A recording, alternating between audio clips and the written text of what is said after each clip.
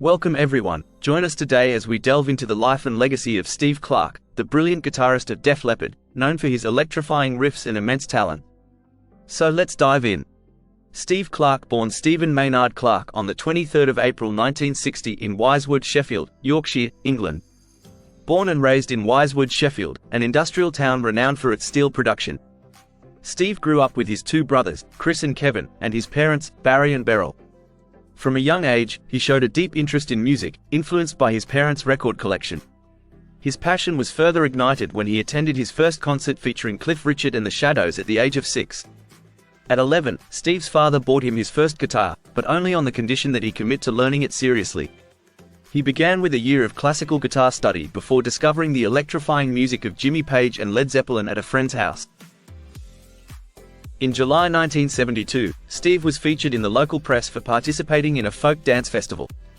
During high school, he played in local bands, including Electric Chicken, where he performed cover songs, his first show being in a scout hut. He met Def Leppard's founding guitarist Pete Willis in college when Pete noticed Steve reading a book on guitars. Pete asked if Steve knew how to play and invited him to audition for his band, but Steve didn't show up. Their next encounter was at a Judas Priest concert, where they met again with singer Joe Elliott. Both Pete and Joe invited Steve to audition once more. This time, Steve impressed them by playing Lynyrd Skynyrd's Free Bird from start to finish, accurately and unaccompanied. He was asked to join the band in January 1978 and became a key contributor to their music and lyrics.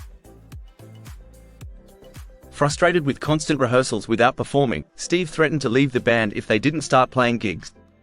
Recognizing Steve's impact on the band's skill and songwriting, Joe Elliott quickly arranged some suitable gigs for the band, solidifying Steve's role as a pivotal member. Known as the riffmaster for his talent in creating guitar riffs, Steve shared lead guitar duties with Pete Willis. In November, just before some recording sessions for the Def Leppard EP, drummer Tony Kenning left the band and was replaced by Frank Noon.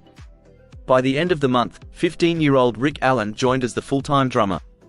The EP's sales soared when Get Your Rocks Off received extensive airtime from BBC Radio 1 DJ John Peel. In 1979, the band gained a loyal following among British hard rock and heavy metal fans, becoming leaders in the new wave of British heavy metal.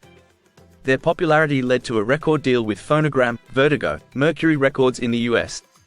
Steve left his 4-year apprenticeship as a lathe operator at GEC Traction when Def Leppard was signed. Def Leppard's original management, MSB, was fired after Joe Elliott and Pete Martin got into a fistfight. The band then approached Peter Mensch of Lieber Krebs Management, who had already booked them to tour the UK supporting AC/DC. Mensch became their manager. Def Leppard's debut album, On Through the Night, was released on the 14th of March 1980 and hit the UK Top 15. However, early fans felt the band was trying too hard to appeal to American audiences, leading to a negative reception at the Reading Festival, pelting the band with beer cans and bottles filled with urine. This backlash was fueled by a Sounds Music newspaper cover story accusing them of selling out. Def Leppard caught the attention of AC/DC producer Robert John Lang, who produced their second album, High and Dry, released on the 6th of July 1981. Lang's meticulous studio approach helped define their sound. Despite modest sales, peaking at 26 in the UK and 38 in the US, the video for Bringing on the Heartbreak was one of the first metal videos on MTV, increasing their US visibility. The band capitalized on music television and extravagant concerts to reach fans. After the album's release, they toured Europe and America, opening for Ozzy Osbourne and Blackfoot. On the 11th of July 1982, Pete Willis was fired due to excessive drinking and was replaced by Phil Collen of Bandgirl.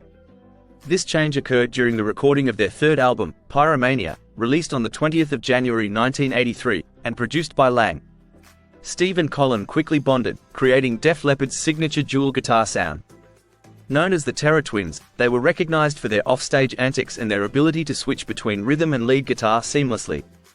The fact that they came from entirely different musical backgrounds also contributed to their unique guitar partnership.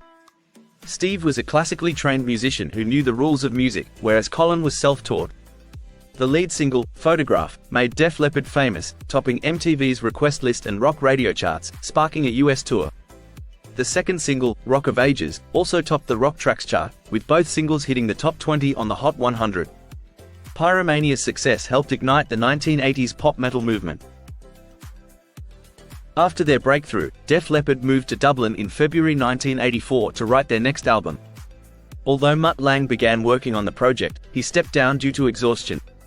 Jim Steinman of Meat Loaf's Bat Out of Hell was briefly brought in but left without completing any recordings.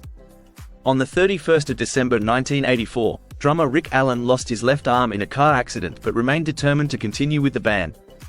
His return was celebrated at the 1986 Monsters of Rock Festival. After over 3 years of recording, Def Leppard's fourth album, Hysteria, was released on the 3rd of August 1987. The first single, Animal, reached number 6 in the UK and began their streak of 10 consecutive top 40 hits in the US.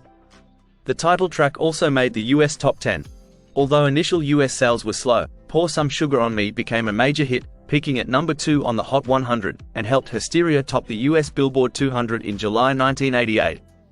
The album also reached number 1 in Canada, Australia, New Zealand, and Norway, and was certified diamond in the US and 13 times platinum in Canada.